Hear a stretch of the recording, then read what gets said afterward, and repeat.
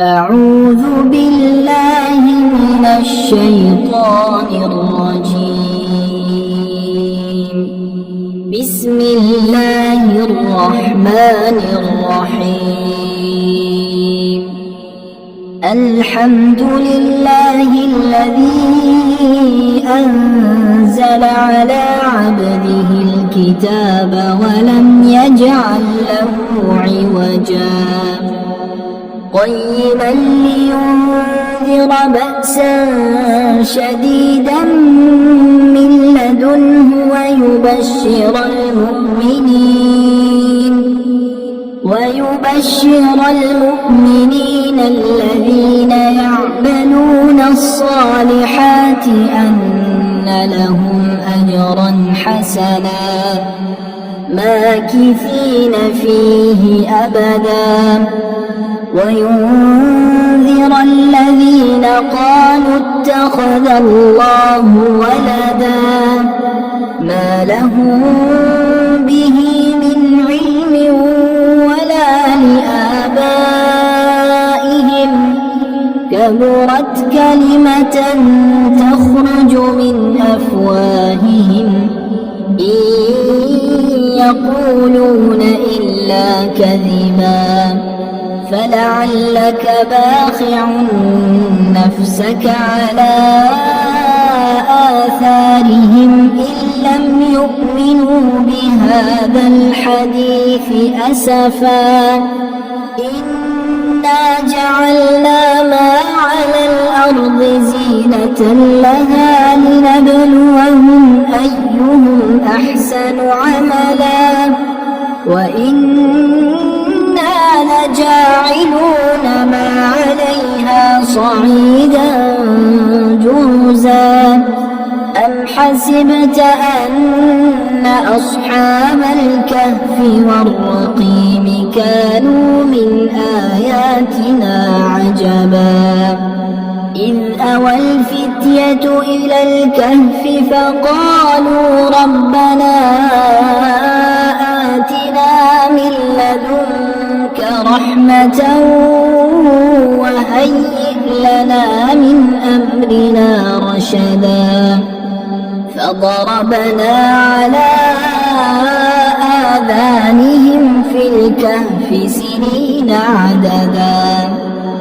ثم بعثناهم لنعلم أي الحزبين أحصى لما لبثوا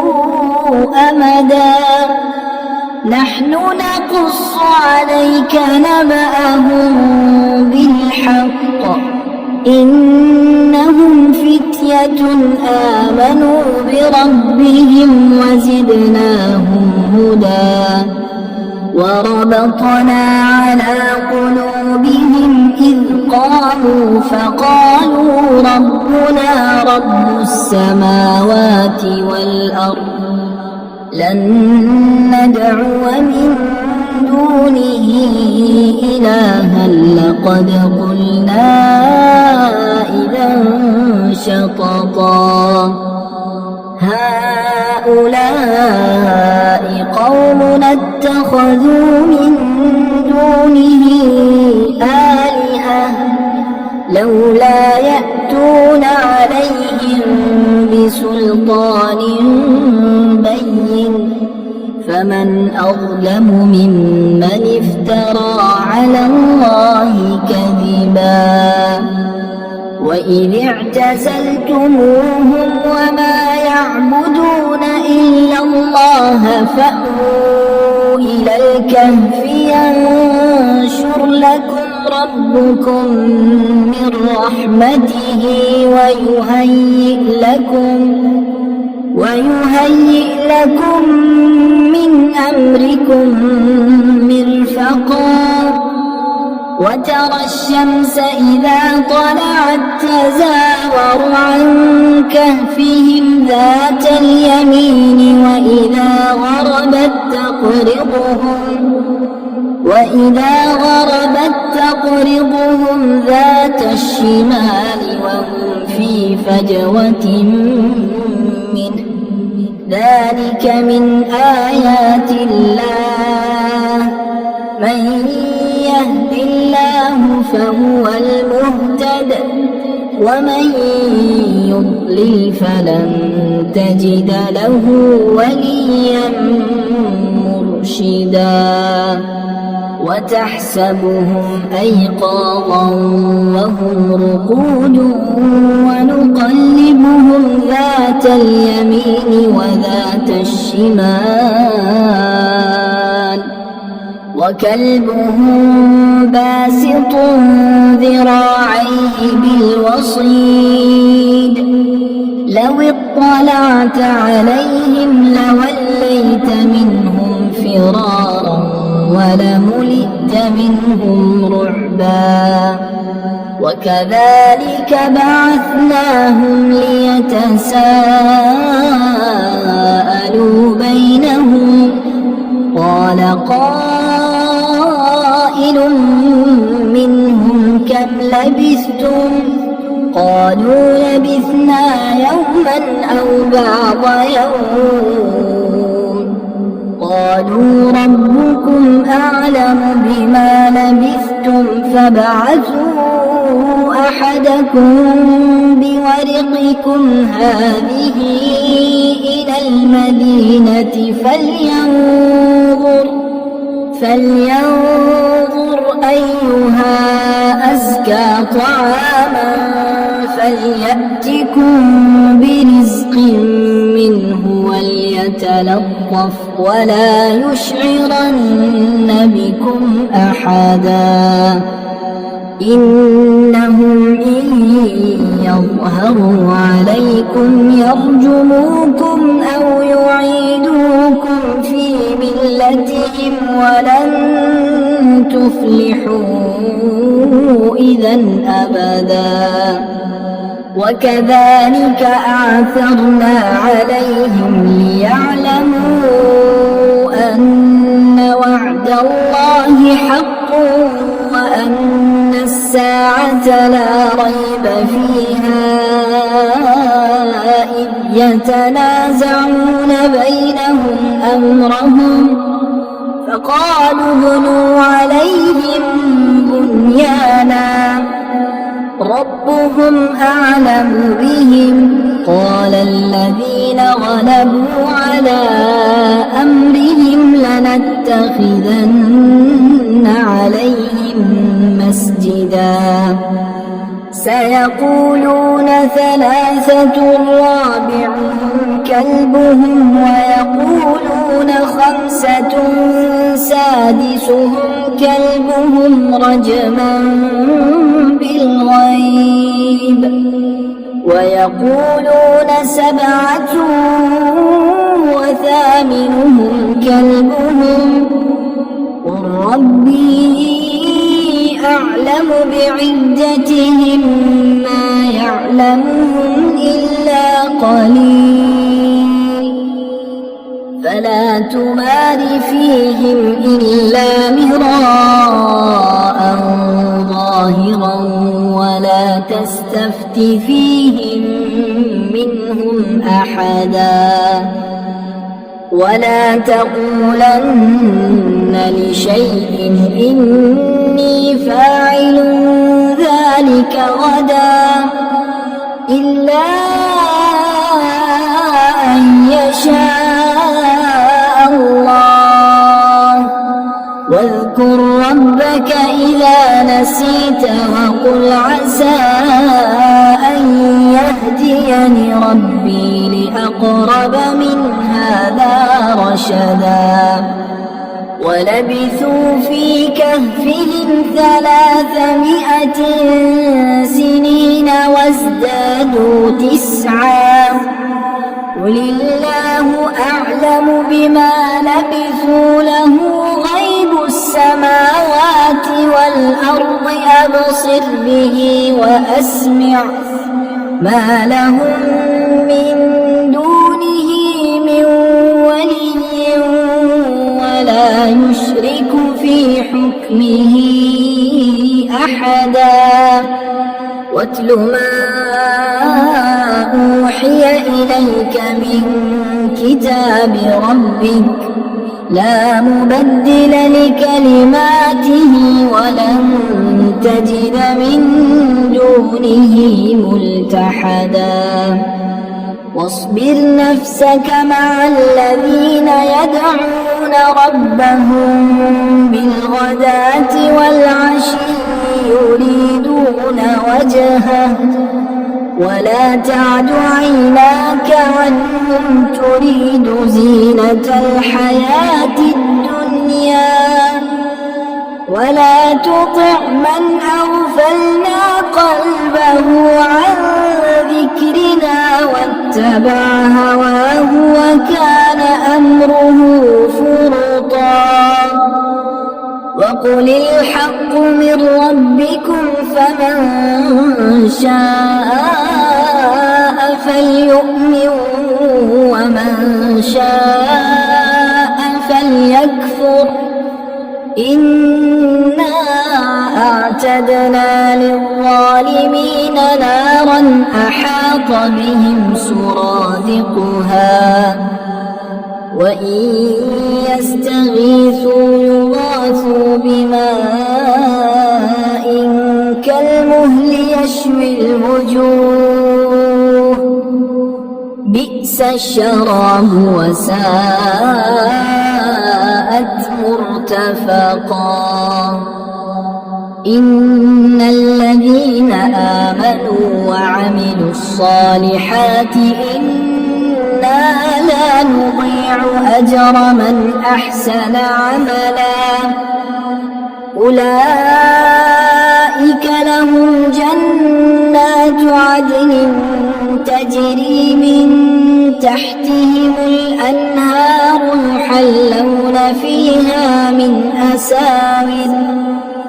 يحلون فيها من أساور من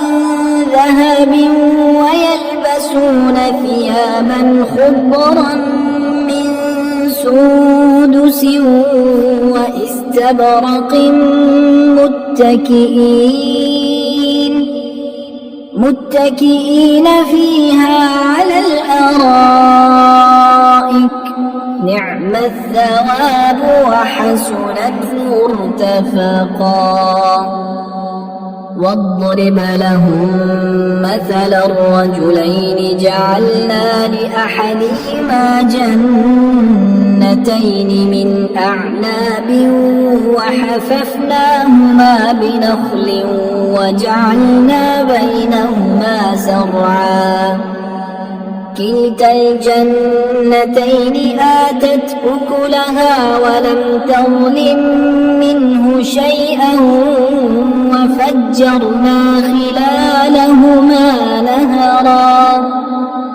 وكان له ثمر فقال لصاحبه وهو يحاوره أنا أكثر منك مالا وأعز نفرا ودخل جنته وهو ظالم لنفسه قال ما أظن أن تبيد هذه أبدا وما أظن الساعة قائمة ولئن رددت إلى ربي لأجدن خيرا منها منقلبا قال له صاحبه وهو يحاوره أكفرت بالذي خلقك من تراب ثم من نطفة ثم سواك رجلا لكن هو الله ربي ولا أشرك بربي أحدا ولولا إذ دخلت جنتك قلت ما شاء الله لا قوة إلا بالله إن ترني أنا أقل منك مالا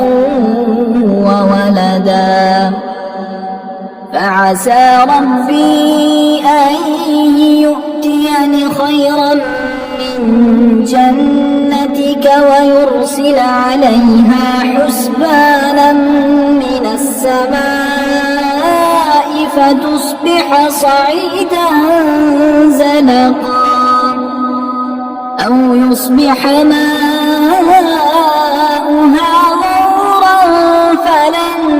تستطيع له طلبا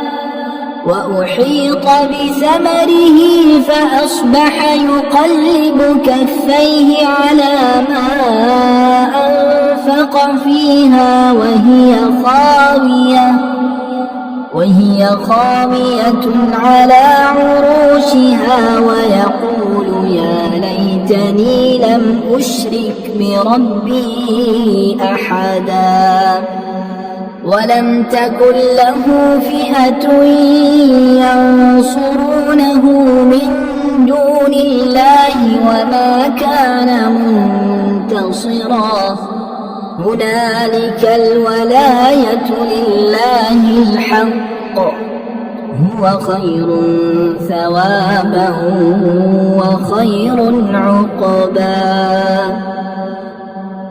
واضرب لهم مثل الحياة الدنيا كماء أنزلناه من السماء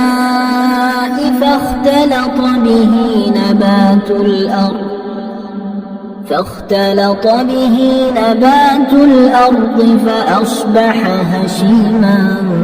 تذروه الرياح وكان الله على كل شيء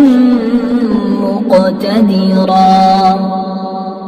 المال والبنون زينة الحياة الدنيا والباقيات الصالحات خير عند ربك ثوابا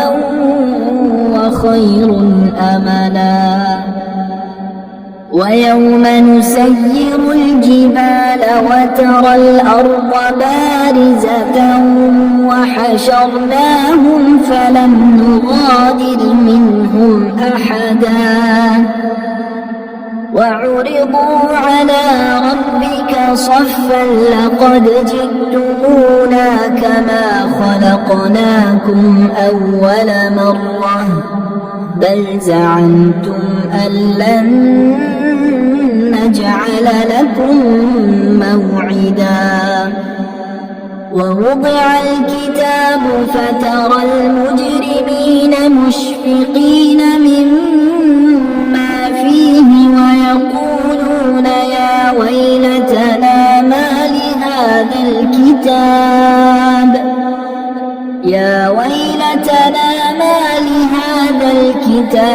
لا يغادر صغيرة ولا كبيرة إلا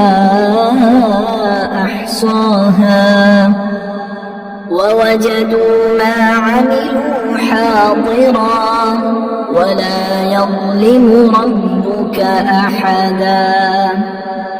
وإذ قلنا للملائكة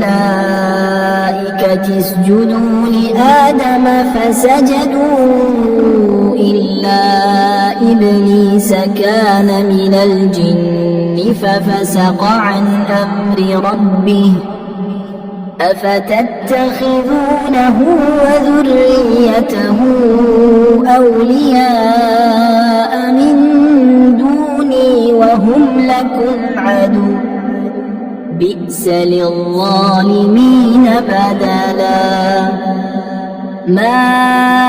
أشهدتهم خلق السماوات والأرض ولا خلق أنفسهم وما كنت متخذ المضلين عضدا ويوم يقول نادوا شركائي الذين زعمتم فدعوهم فلم يستجيبوا لهم وجعلنا بينهم موبقا ورأى المجرمون النار فظنوا أنهم مواقعوها ولم يجدوا عنها مصرفا ولقد صرفنا في هذا القرآن للناس من كل مثل وكان الإنسان أكثر شيء جدلا وما منع الناس أن يؤمنوا إذ جاءهم الهدى ويستغفروا ربهم إلا أن تأتيهم سنة الأولين أو يأتيهم العذاب قبلا وما نرسل المرسلين إلا مبشرين ومنذرين ويجادل الذين كفروا بالباطل ليدحضوا به الحق واتخذوا آياتي وما أنذروا هزوا ومن أظلم ممن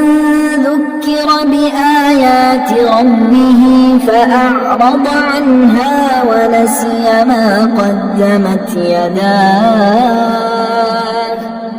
إنا جعلنا على قلوبهم أكنة أن يفقهوه وفي آذانهم وقرا وإن تدعوهم إلى الهدى فلن يهتدوا إذا أبدا وربك الغفور ذو الرحمة لو يؤاخذهم بما كسبوا لعجل لهم العذاب بل لهم موعد لن يجدوا من دونه موئلا وتلك القرى أهلكناهم لما ظلموا وجعلنا لمهلكهم موعدا وإذ قال موسى لفتاه لا أبرح حتى أبلغ مجمع البحرين أو أمضي حقبا فلما بلغا مجمع بينهما نسيا حوتهما فاتخذ سبيله في البحر سربا فلما جاوزا قال لفتاه آتنا غداءنا لقد لقينا من سفرنا هذا نصبا قال أرأيت إذ أوينا إلى الصخرة فإني نسيت الحوت وما أنسانيه إلا الشيطان أن أذكره واتخذ سبيله في البحر عجبا قال ذلك ما كنا نبغي فارتدا على آثارهما قصصا فوجدا عبدا من عبادنا آتيناه رحمة من عندنا وعلمناه من لدنا علما قال له موسى هل أتبعك على أن تعلمني مما علمت رشدا قال إنك لن تستطيع معي صبرا وكيف تصبر على ما لم تحط به خبرا قال ستجدني إن شاء الله صابرا ولا يعصينك أمرا. قال فإن اتبعتني فلا تسألني عن شيء حتى أحدث لك منه ذكرا. فانطلقا حتى إذا ركبا في السفينة خرقها قال أخرقتها لتغرق أهلها لقد جئت شيئا إمرا. قال ألم أقل إنك لن تستطيع معي صبرا. قال لا تؤاخذني بما نسيت ولا ترهقني من أمري عسرا. فانطلقا حتى إذا لقيا غلاما فقتله قال أقتلت نفسا زكية بغير نفس لقد جئت شيئا نكرا. قال ألم أقل لك إنك لن تستطيع معي صبرا. قال إن سألتك عن شيء بعدها فلا تصاحبني قد بلغت من لدني عذرا. فانطلقا حتى إذا أتيا أهل قرية استطعما أهلها فأبوا أن يضيفوهما فوجدا فيها جدارا يريد أن ينقض فأقامه. قال لو شئت لاتخذت عليه أجرا. قال هذا فراق بيني وبينك سأنبئك بتأويل ما لم تستطع عليه صبرا. أما السفينة فكانت لمساكين يعملون في البحر فأردت أن أعيبها وكان وراءهم ملك يأخذ كل سفينة غصبا. وأما الغلام فكان أبواه مؤمنين فخشينا أن يرهقهما طغيانا وكفرا. فأردنا أن يبدلهما ربهما خيرا منه زكاة وأقرب رحما. وأما الجدار فكان لغلامين يتيمين في المدينة وكان تحته كنز لهما وكان أبوهما صالحا. فأراد ربك أن يبلغا أشدهما ويستخرجا كنزهما رحمة من ربك وما فعلته عن أمري ذلك تأويل ما لم تسطع عليه صبرا. ويسألونك عن ذي القرنين قل سأتلو عليكم منه ذكرا.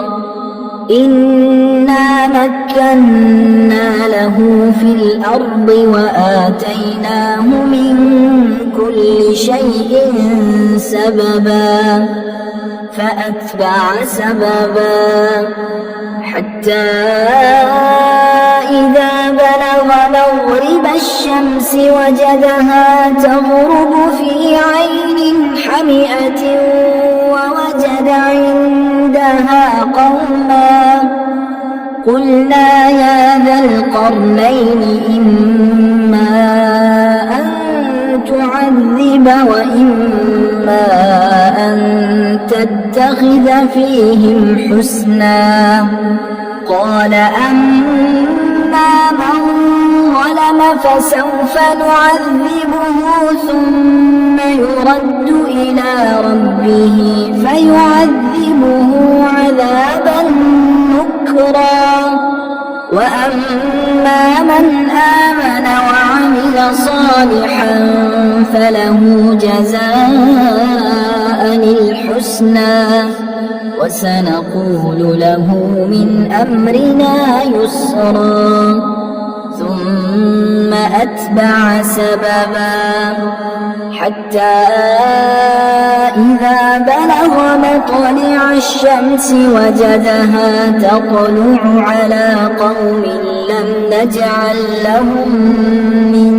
دونها سترا كذلك وقد أحطنا بما لديه خبرا ثم أتبع سببا حتى إذا بلغ بين السدين وجد من دونهما قوما لا يكادون يفقهون قولا قالوا يا ذا القرنين إن يأجوج ومأجوج مفسدون في الأرض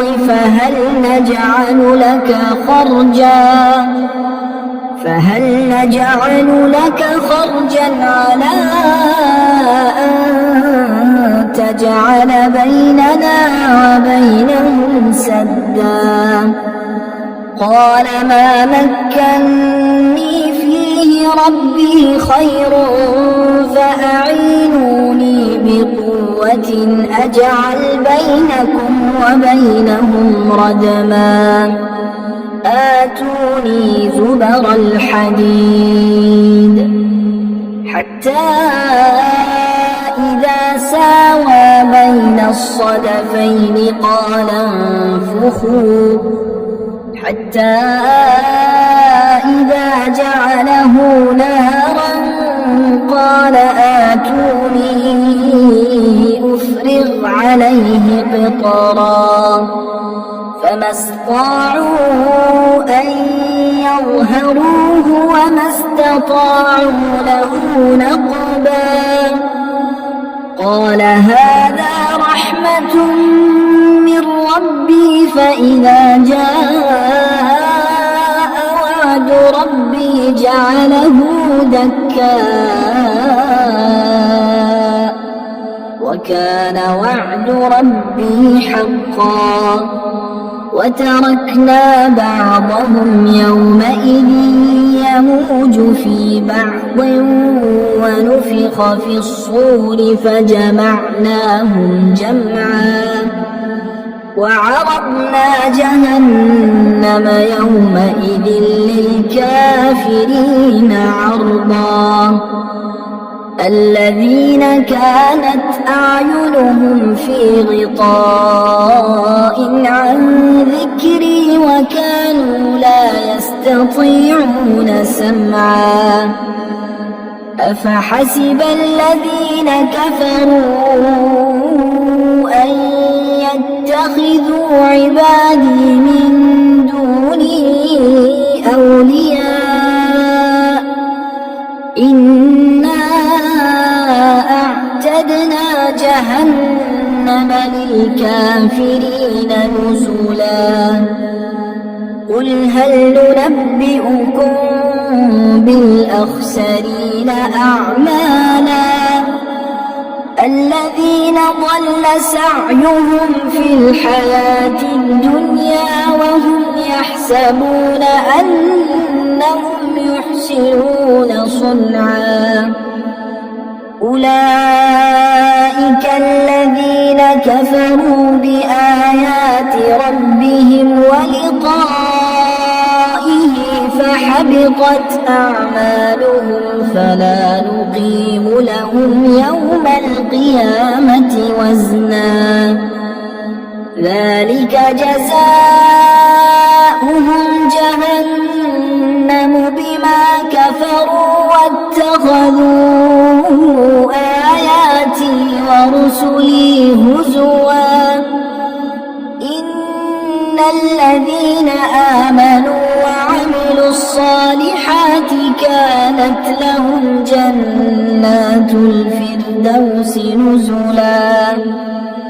خالدين فيها لا يبغون عنها حولا قل لو كان البحر مدادا لكلمات ربي لنفد البحر قبل أن تنفد كلمات ربي ولو جئنا بمثله مددا قل إنما أنا بشر مثلكم يوحى إلي أنما إلهكم إله واحد فمن كان يرجو لقاء ربه فليعمل عملا صالحا ولا يشرك بعبادة ربه أحدا.